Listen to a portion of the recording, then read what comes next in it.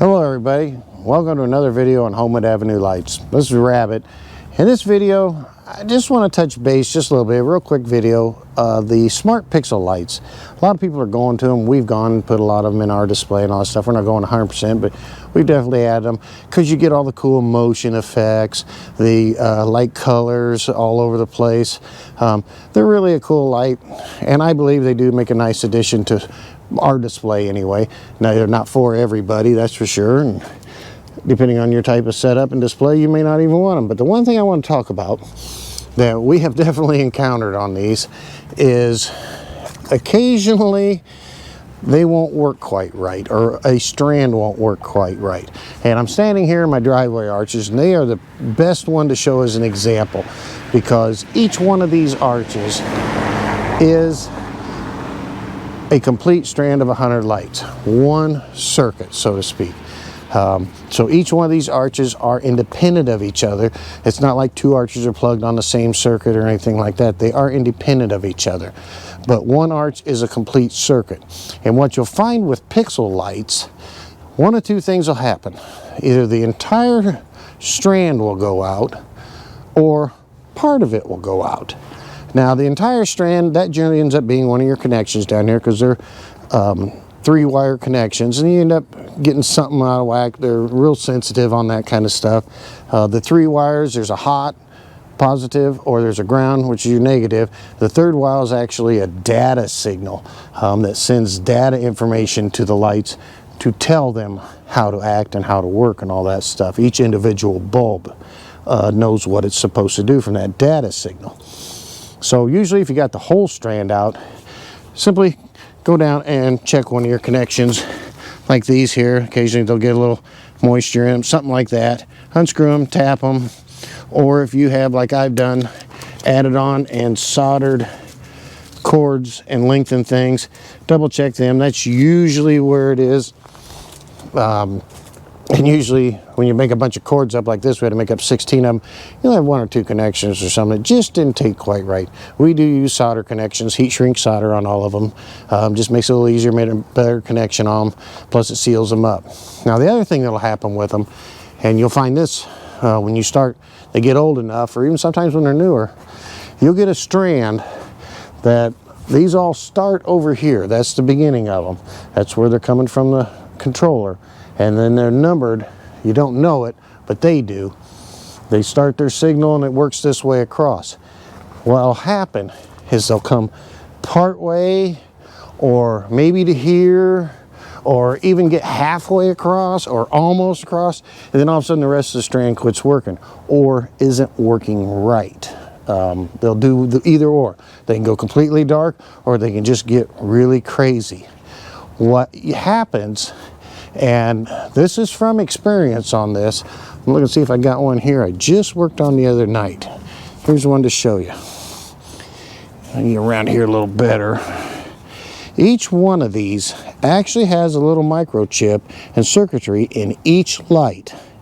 Now, what'll happen, like this light will work, this and the rest of the strand won't, or will be acting weird, one of the two.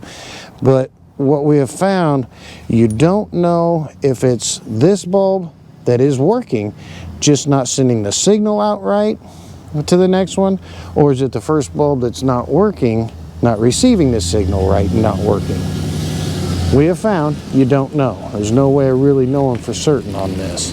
So what we do, we come down here like this. This was just last night before taping here. This strand worked to this light, and then the rest of it was completely dead. So what I do is I come out, the last light that's working and the first light that's not working, I replace them.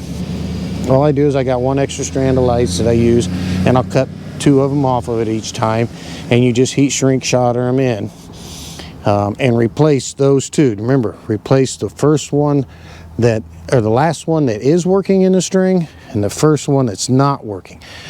I've had it where, okay, I thought it was this one, and I changed it, turned out it was this one. Either one of those 2 can cause a problem. So I just found it a whole lot easier. Go ahead, change them both out, do the heat shrink, set them up, and away you go. I hope that helps a little bit with your pixel lights and explains sometimes you got something weird going on, how to fix them. That's what we do. Other people, you know, it's a lot easier than changing a whole strand out, I guarantee you that. And we've had it happen, I can't tell you how many times, probably half a dozen or so on these driveway arches in the 3 years. And each time, yep, it fixes it, and we're good to go. The one thing to keep in mind when you are changing these out, and it may be just a little bit hard to see on here. I'll see if I can get it in here real good for you. These pixel lights, if you look at them, I may have to grab another one. Ooh, these are a little hard to turn. They have, on 3 wires coming in, you can see real easily, or not real easily, but you can see there's just a little resistors and stuff in it. Now, if you look on the other side, let me spin this thing around. The outbound wire side, which is, have to hold the light and look at it, has a black microchip. It's real easy to get these wired backwards. In other words, flipped over.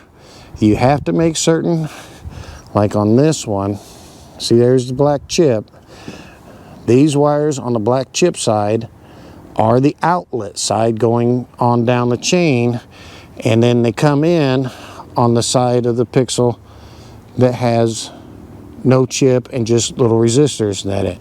So they come in on the resistor side, out on the chip side. The order of this sequence, or this line, actually goes this way, so you can follow around. So you can see where I repaired these. I hooked it into the outbound side, which has the chip, and they're going on the inward side, which doesn't have that chip, just has resistors. And then on down the line. That's the way the entire pixel sequencing works.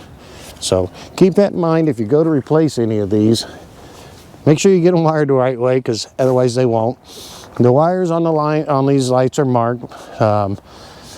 They say, well, the neutral has white line, a little dotted white line on the outside edge.